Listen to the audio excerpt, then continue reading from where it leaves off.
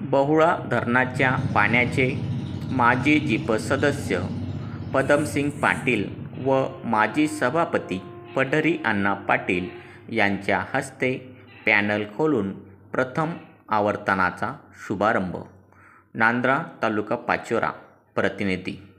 बहुळा मध्यम प्रकल्प अंतर्गत बहुळा धरणाचे पाणी दिनांक 23 जानेवारी रोजी उपलब्ध एकूण पाणीसाठ्याच्या म्हणजेच 90.90% पाणीसाठ्याच्या प्रमाणात व प्रवाहाच्या म्हणजेच 3.55 क्युबिक साठ्यामधून 1 क्युबिक पाणी साठ्याप्रमाणे शेतकऱ्यांच्या मागणीनुसार आज सोडण्यात आले.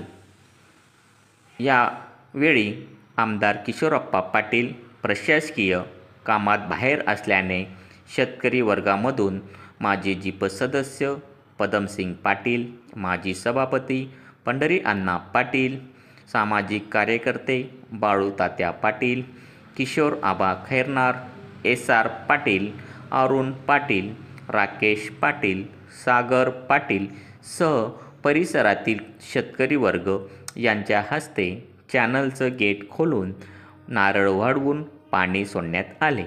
या प्रसंगी शाखा अभियंता किशोर देशमुख यांनी सांगितले की शेतकऱ्यांच्या मागणीनुसार रब्बी पिकांसाठी प्रथम आवर्तन सोडण्यात आले असून पुढेही शेतकऱ्यांच्या मागणीनुसार सुमारे अंदाजे 3 ते 4 पाण्याची आवर्तने सोडण्यात येतील.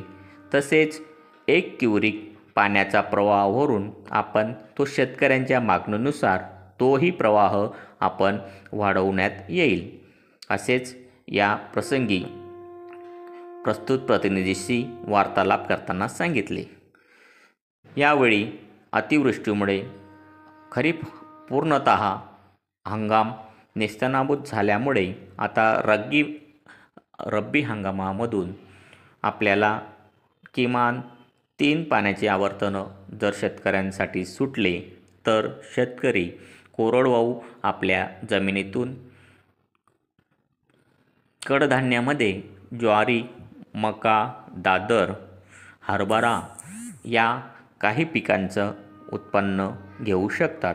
त्यामुळे योग्य प्रमाणात पाण्याचं नियोजनानुसार आवर्तने सुटल्यास शेतकऱ्यांचा निश्चित लाभ त्यांना होईल, अशी अपेक्षा शेतकरी वर्गामधून होत आहे.